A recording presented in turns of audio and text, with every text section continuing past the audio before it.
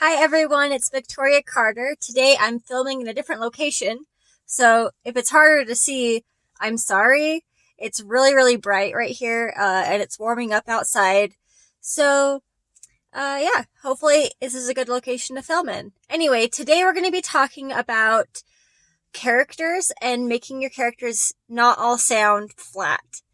A big problem I've seen, especially with people that are starting out, and you read stories on different websites where people want to post like really cool plots, is that their plot might be interesting, but really what drives someone to finish a series, finish a book, or want to just continue reading it again and again and again is really it's the character that they're there for and the character arc that they go through.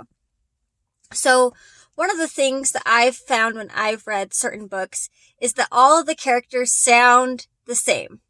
And this can be especially hard if they're all from the same culture. For example, if you have that typical starting out farm boy and they're all from a village and then they go off on an adventure. Before they go off on the adventure, everyone's from the farm, so everyone has a similar background. They all grew up in the same place. They all grew up around the same people. But look around your lives. I'm sure that you know people that grew up in the same background as you or grew up at the same school as you, and they have completely different viewpoints on life. So we need to make sure we remember that when we write our characters. So the first thing I do when I'm writing characters to try to make them diverse is I do what I call Pooh Bear. And what Pooh Bear means is I take a character and I say, for example, it's an old man. And I write excitable old man. So he'd be like Tigger. So this old man, he's a really go-getter, but he's old. So it really makes it really interesting. Or I do, mother that's, more like Piglet. So she's a worrier. And that's how that when you write your story, if you have one adjective to describe the viewpoint of your character, then everything else will fall into place. You'll see their perspective. You'll see what they would bring up in a conversation. So for example, let's say everyone is from a farm and wolves come. And the mother is going to be really worried because she's a piglet. She's like, oh my goodness, what's going to happen? And then the old man might, if he's going to attack the wolves, he might do it in a very unconventional way. He might huck a watering can at them, or he might throw his potatoes that his wife cooked and they're all steaming and hot and toss them at the wolves, and it singes their fur and they're like, ah! He's going to fight in an unconventional way if he's going to fight at all. Or maybe he won't fight at all. Maybe he's the one that's going to lift up the children's spirits so that the kids aren't scared and drawing the wolves closer. And that's something to keep in mind. So number one is I Pooh Bear it. Number two is you need to make sure that your plot is not driving your story. And what that means is, I know that this story is about a main character who goes on some kind of journey, has some kind of character arc, but they also have people around them. And even though we all see ourselves through our own perspectives in life, your main character will too. But because this is a book, we need to make sure that the secondary characters and the minor characters have independent lives outside of the main character. For example, we might have, like, let's say the farm boy and his friends go on a journey. We might have the farm boy struggling to go to bed, so he's closing his eyes, but he's laying down, and he hears some secondary characters having a conversation that's completely independent of the plot. It's completely independent of the main character. Maybe it's a story about their background. Maybe they're talking to each other about their interests and they're getting along in some ways. You might have an easier time with this if you write in third person because, and then you have multiple perspectives because you can jump between characters and have them all view each other in different ways.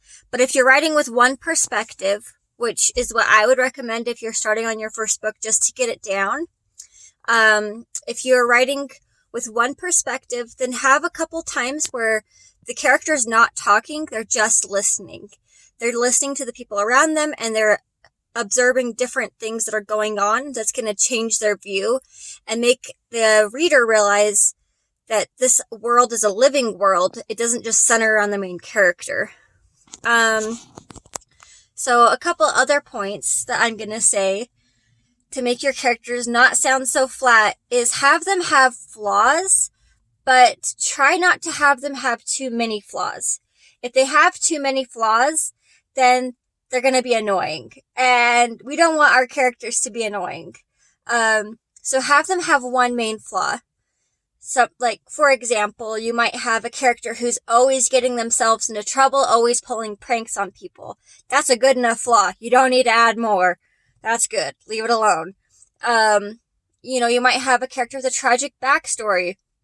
Their parents were killed by the Dark Wizard. That's tragic enough. You don't need to, pile on every tragedy onto this character, because it's a lot for readers, and oftentimes one book isn't enough to do a complete plot arc and heal from something that happened in their past, especially if there's lots and lots of layers on top. Usually, at the beginning of a book, a character has a one perspective, and then at the end of the book, they change their perspective, but at heart, they're still the same character. So, for example, let's say we take Ebenezer Scrooge. At the beginning of the book, I think he's a banker. I'm not really sure what he does. He does something with loans and houses, right? At the end of the book, he's still a smart guy that does loans and houses, and maybe he still hoards money, but he hoards it for a different reason, because it's a mindset change. It's not a complete character change, because people are still the same at heart. And so you have to keep people, especially your characters, you have to keep them consistent.